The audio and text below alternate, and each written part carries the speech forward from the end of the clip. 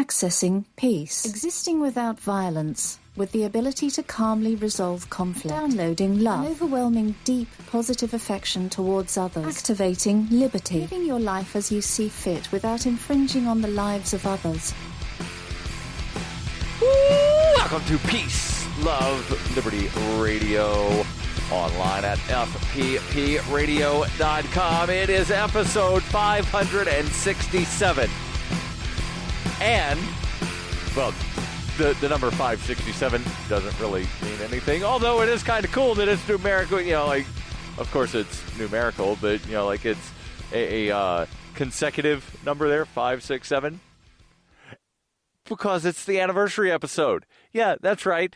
I know it's not coming out on the actual anniversary, but I guess I could hold off until Sunday, but I'm not gonna, because no, the show comes out on Fridays now. I know it started out on Sundays, hence the being off by a couple of days, because December 2nd, 2012 was a Sunday. December 2nd, 2018, which is this year, also a Sunday, which means that, yeah, the show is turning 6 years old.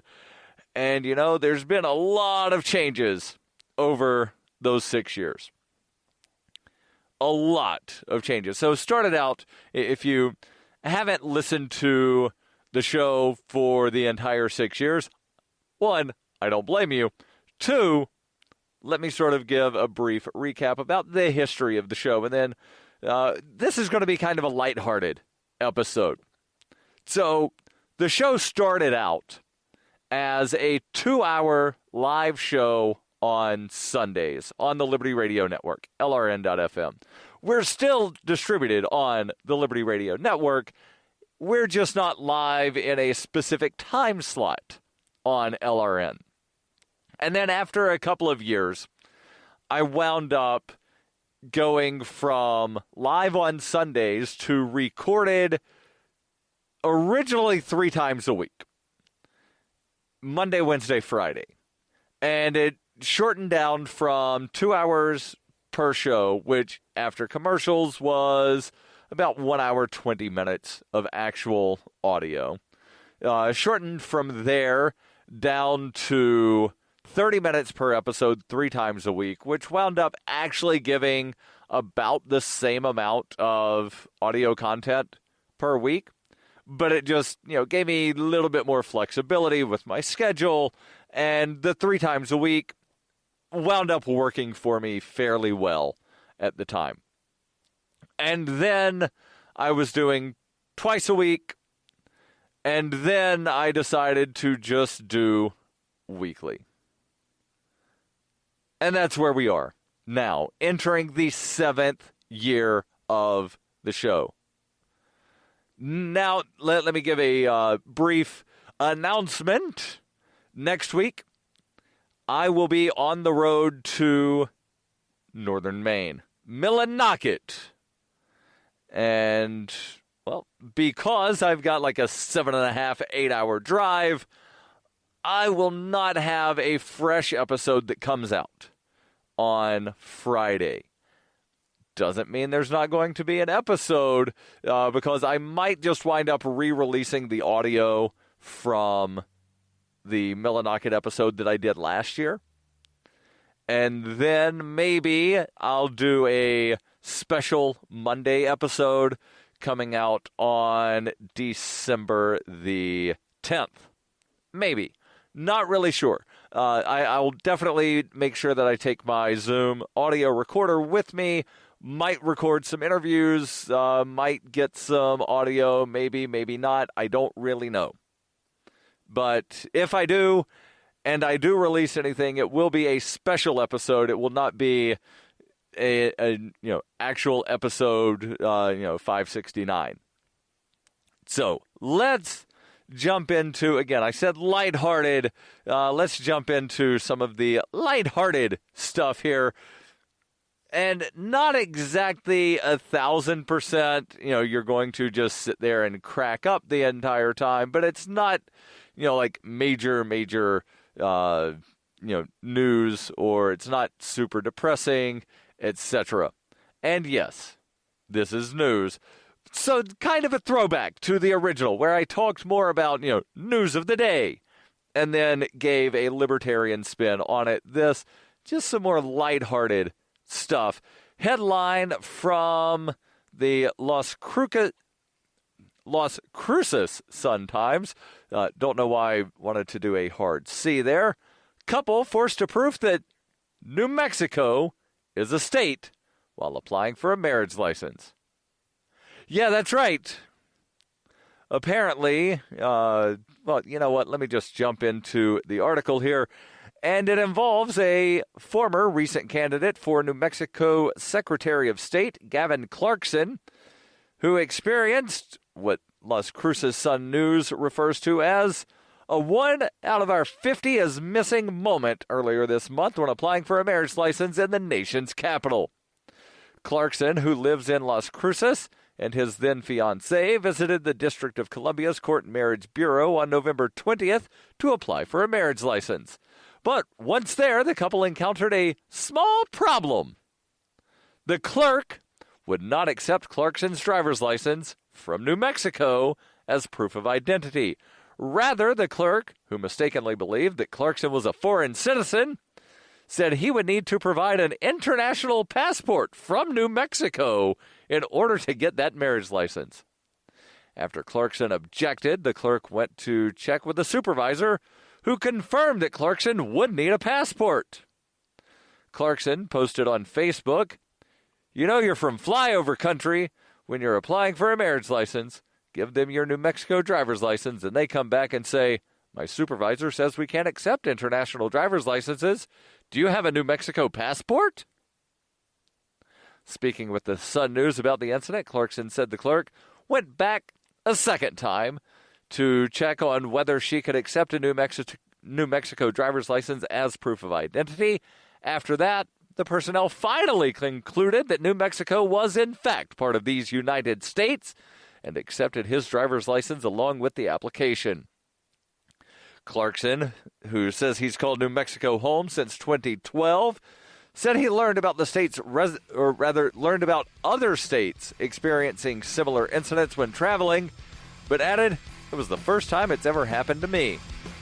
There's a little bit more to this story, plus some other lighthearted news, like an upscale Payless. Stay tuned. This is Peace, Love, Liberty Radio. Online at fppradio.com. You can support FPP Radio by shopping online. Whether you're looking for precious metals, bitcoins, or books, you'll find that and more at shop.fppradio.com. Every purchase you make from one of my affiliates, like Namecheap, Spendabit, and Amazon at shop.fppradio.com helps fund FPP Radio. Or you can shop directly from FPP with Bitcoin in the Bitcoin store. That's shop.fppradio.com. The Doublespeak Dictionary by Leslie Starr O'Hara satirizes the marked difference between the ideal of we the people and the reality of we the elite, while offering an insightful glimpse into the clockworks of the totalitarian mind. Ever irreverent but never irrelevant, the Doublespeak Dictionary serves as a subversive and humorous but timely reminder that the emperor has no clothes. The Doublespeak Dictionary is available from Amazon.com and all major bookstores. You're listening to Peace, Love, Liberty Radio with Darryl W. Perry. Online at fppradio.com. Welcome back to Peace, Love, Liberty Radio. Online at fppradio.com. We'll get back into the lighthearted news. I realize, fairly frustrating news for some of the people involved here, but, lighthearted nonetheless. But first, I want to make sure that I tell you about Horizon. You may have previously known it as Zencash, but they had a rebranding a couple of months ago, and the name Horizon sort of shows that they are broadening the horizon of what exactly they're doing. It's not just a cryptocurrency. I was going to say anymore, but it never was just a cryptocurrency. Horizon is a privacy platform built on zero-knowledge technology with a decentralized secure node architecture. The Horizon platform enables real-life uses beyond currency, including the ability to privately chat with other people. And that private chat has been built in from the beginning. Soon, Horizon will enable you to publish information and go anywhere on the web, all with complete privacy. Horizon, bringing privacy to life. Learn more at horizon.global. Horizen, horizon.global. Now, jumping back into what the Las Cruces Sun News refers to as a comical moment. Former Secretary of State candidate Gavin Clarkson went to the District of Columbia's marriage license court, or the court's marriage bureau, wanting to get married, showed his New Mexico driver's license. Clerk said, "Sorry, sir, but I need a New Mexico passport since you're not an American citizen." And he was like, "For real, though?" He said of the clerk, "She thought New Mexico was a foreign country. All the couples behind us waiting in line were laughing." Clarkson's wife, Marina, who immigrated from Argentina in the 1990s, became a legal permanent resident and then a naturalized U.S. citizen. She speaks fluent English, though she has a slight accent. But the clerk complimented Clarkson, not Marina, on how well he spoke the language. He said his wife was in disbelief, wondering, "Why are you complimenting him on his English?" The incident took about 20 minutes altogether, and the clerk kindly apologized for the error. While it was an annoyance, Clark says, looking back, he and his wife see the humor. The couple's wedding ceremony, which also took place in Washington, D.C., where she lives, took place without any problems. He said everything else went fine, but it was a comical moment in the whole process. Notably, Clarkson, who is also an enrolled member of the Choctaw Nation, said if he would have shown that ID to the Marriage Bureau, it would have cleared up the confusion over his identity. Quote, "Apparently it would have been easier if I had shown her my tribal ID." The D.C. court system acknowledged the staff error in response to an email from the Sun News. Leah H. Gurowitz, Director of Media and Public Relations for the D.C. courts, said via email, "We understand that a clerk in our Marriage Bureau made a mistake regarding New Mexico's 106-year history as a state.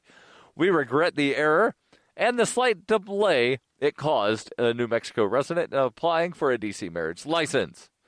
And then they add that New Mexico became a state in 1912, January 6th, 1912. And apparently, as Clarkson said, he's heard of other people experiencing similar things. The Sun News says Clarkson, of course, not alone in his experience applying for marriage licenses. In a regular feature dubbed, "One of Our 50 is Missing," New Mexico Magazine for years has documented with comic flair New Mexicans' frustrations and trials in trying to persuade non-New Mexicans across the country and sometimes the world that New Mexico is in fact one of the 50 United States. The Clarksons have celebrated their wedding with a reception in Texas, where Marina's family lives. They plan also a reception in New Mexico. Now let's go from New Mexico to another new that also is part of these United States, much to the surprise of one Homer Simpson. There's a New Mexico now? Yes, Homer, there is a New Mexico now. There's also a New Jersey. And one local family in New Jersey put up an elaborate Christmas display that the town of Old Bridge is saying has cost the town more than $45,000 in police and security cost. Thomas and Chris Arpuzzi claim the city wants them to end the 15-year tradition, but insist they will continue. Town Mayor Owen Henry has denied asking the family to end the display, but says the costs are an important matter. Henry said Wednesday, "I'm not a Grinch. It's all about public safety. We need to take the steps necessary to make sure that the event goes off in a safe, orderly manner. We have not told Mr. Arpuzzi to shut the lights off. We have not, and I will not." Arpuzzi has said He was called into town police on Monday, or into the town police station on Monday to discuss the lighting. He told USA Today, "We thought we were going to work on an arrangement, but instead they said I have to pay the police department $2,000 per night to have a police officer at my house to maintain order." We said, no. It's my First Amendment right, my freedom of speech, and my freedom of religion. I'm a Catholic, and I believe very much in Christmas. It's how I express myself through my lights. This is so much negativity in the world that if I can make people happy just one day, why not? Henry, the mayor, explained that the town made the request because of public safety concerns related to crowd control. He said, "We will keep a travel lane open throughout the neighborhood for the nights the show is scheduled to go on." Henry said the cost would be passed on to town's taxpayers. He told USA Today, "We have to determine that the additional police resource is going to cost the township of Old Bridge, every taxpayer in Old Bridge, about $2,000 per night. That is money that's not in our budget. As the mayor and the chief of police, we have no choice. At the end of the day, we're going to expend to this money $45,000 or $50,000 of hard-earned taxpayer money, regardless of whether he is going to reimburse us or not. The residents of Old Bridge are paying for this. They have to acknowledge that. We have to make sure that this venue is safe." Arpuzzi insists that the mayor changed his tune about the lights. He said, "I think it's amazing how all of a sudden, in a matter of about 12 hours, the mayor is changing his story. I'm not paying for nothing." What do you think? Should he pay for the lights? Show at fppradio.com. Stay tuned. There's more. In 1999, Darryl W. Perry began a search for traditional values, which led him down a path to the ideas of liberty. He tells the story in A Rebel's Journey, My Path to Liberty. Of the book, Dr. Brian Sovereign says, "Sometimes it's funny, and sometimes I think it's crazy, but it's always authentic." Find A Rebel's Journey, My Path to Liberty by Darryl W. Perry on Facebook, read reviews on Amazon, ask for A Rebel's Journey wherever books are sold, or visit arebelsjourney.com. It is the year 91,001 BCE. Witness humanity's origins in Hyperchronius, a classic role-playing game for Windows PCs, with a story like no other game before. A liberty-oriented experience that is not to be missed. Go to ZOG.Ninja to get your copy of Hyperchronius today. Use the code FPP to get $1 off. Hyperchronius, ZOG.Ninja, code FPP. Hey, this is Scott from the ANCAP Barbershop, and you're listening to Peace, Love, Liberty Radio with Darryl W. Perry. Hey, welcome back to Peace, Love, Liberty Radio, online at fppradio.com. Coming up, a story about a fake Payless shoe store. But first, what if I told you that there was an actual place that you could go, or rather a virtual place that you could go to find things to buy with your cryptocurrencies? Yeah, such a thing exists. It's called Spend-A-Bit. Spend-A-Bit is the search engine for things that you can buy with Bitcoin and other cryptocurrencies. Spend-A-Bit has aggregated millions of products from thousands of Bitcoin-enabled merchants. Keep your money in the free economy. Spend-A-Bit. Use my affiliate link, spendabit.fppradio.com. And if you're a cryptocurrency accepting merchant like I am, ask about their merchant suite to reach even more customers. Spendabit.fppradio.com. That's spend-a-bit, all one word, spendabit.fppradio.com. Now, let's talk about this fake Payless shoe store. No.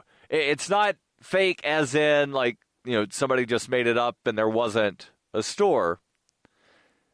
It was a fake luxury store opened by Payless to see how much people would pay for $20 shoes. And dare I say, a brilliant marketing campaign, because when's the last time you've talked about Payless shoe stores? When's the last time you heard the media talking about Payless shoe stores? When's the last time you read an article about Payless shoe stores? How many more times will I say Payless shoe stores and just give them more free advertising? Because that's really what this is. Brilliant marketing campaign here. But let's jump into the article here from Adweek. They say, if you serve fast food on white tablecloths in a tawny-looking restaurant, people sometimes think it's haute cuisine. At the very least, it tastes a lot different than it does when you're scarfing it down from a drive-thru bag. Turns out you can do the same thing with bargain kicks by showcasing the footwear against the kind of chic backdrop usually reserved for luxury labels like Jimmy Choo or Jimmy Choo, who make shoes. So they're Jimmy Choo shoes, not to be confused with like a choo-choo. And getting people to pay outrageous markups. That's what Payless shoe stores did recently in Santa Monica, taking over a former Armani store and stocking it with $19.99 pumps and boots priced at $39.90, or rather, that retail at $39.99. The chain, via DCX Growth Accelerator, invited groups of influencers to the grand opening of Payless and asked their opinion on the designer wares. Yes, Payless, P-A-L-E-S-S-I. It's basically Payless minus the Y and add an I at the end. Payless. Partygoers, having no idea they were looking at discount staples from the mall scene, said they pay hundreds of dollars for their stylish shoes, praising the look, the materials, and the workmanship. Top offer, $640, which translates to an approximate 1,800% markup, and Payless sold about $3,000 worth of products in the few hours of the stunt. Payless, or Payless, did ring up purchases, but they didn't actually keep the money. Influencers wound up getting their cash back along with free shoes. Their reactions, caught in the short and longer form ads, those shocked gotcha moments, are fairly priceless. The retailer, according to Doug Cameron from DCX Growth Accelerator, said they wanted to push the social experiment genre to new extremes while simultaneously using it to make a cultural statement. Payless customers share a pragmatic point of view, and we thought it would be provocative to use this ideology to challenge today's image-conscious fashion influencer culture. Payless CMO Sarah Couch says the chain aimed to tackle the brand's perception issues head-on at a time when retailers are feeling more heat than ever from giant e-commerce sites.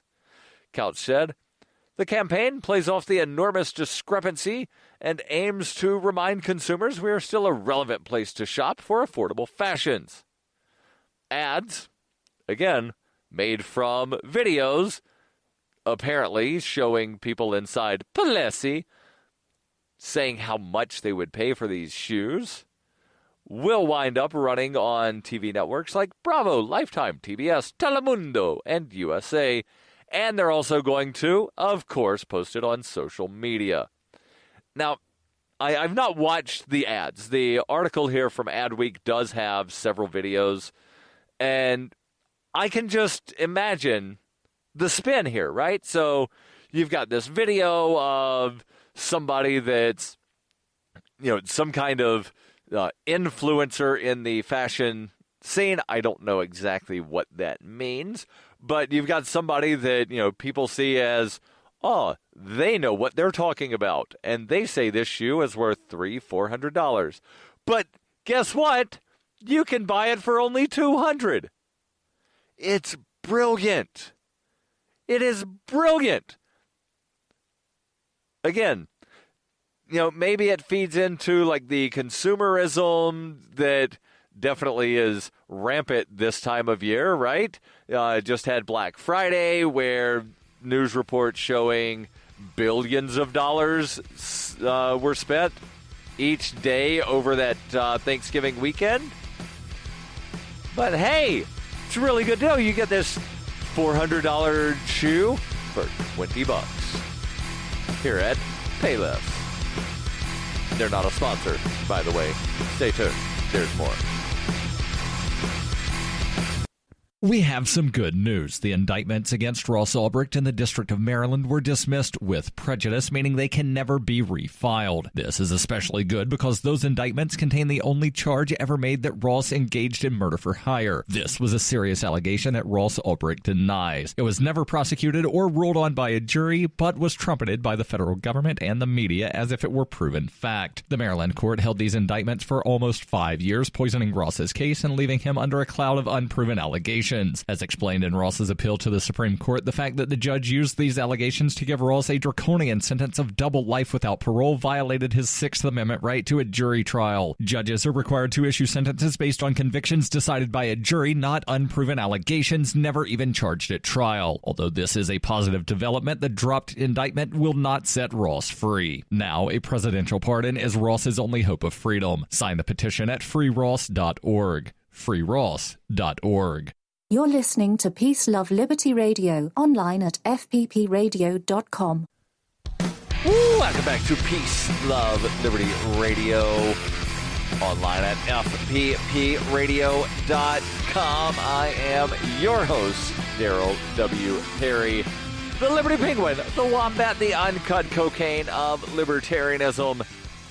And, I just pulled up, and I'll post the link in the show notes because I don't think we have time to go through all of these numbers about Black Friday, especially since it shows how much money came in and how that compares from the year past and other things that might be of interest to someone who is curious, like how much consumerism is happening.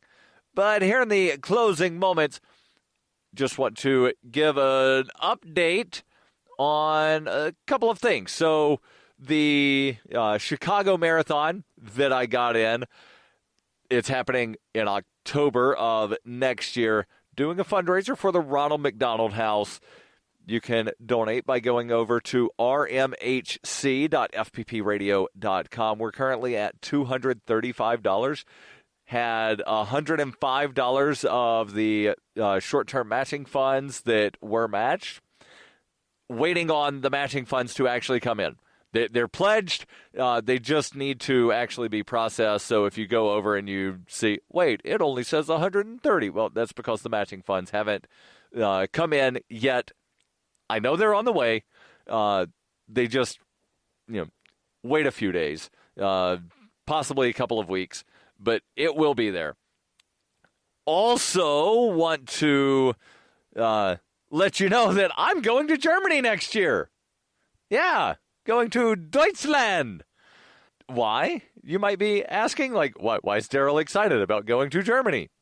Well, because I also got into the Berlin Marathon via what's essentially a lottery, but they don't call it a lottery. They call it a ballot entry drawing. Got into Berlin through there, and that means no fundraiser for Berlin, although I will need to save up some money because I'm going to have to fly to Europe, and I've never flown to Europe before, so this is going to be very interesting. Also need to learn how to speak Deutsch because, I'm going to Germany and I need to figure out how to get around. And not everybody speaks English, but a lot of people do. And also heading back to New York in March because I got into the New York City Half Marathon through their lottery drawing as well. So race calendar for next year is getting pretty full. And I am super excited. And don't forget, every Friday I answer your questions at ama.fppradio.com. The podcasts of FPP Radio are licensed under Copy Heart. We believe that copying is a form of flattery and do not abide by the copyright laws. Those laws serve to restrict the flow of ideas which no one can really own. Copying is an act of love. Love is not subject to law. If you enjoy the show, consider joining the Fans program and get perks like ad-free versions of Peace, Love, Liberty Radio and FPP Radio News, and also get a copy of the monthly newspaper FPP News. To learn more or to join the Fans program, visit fans.fppradio.com.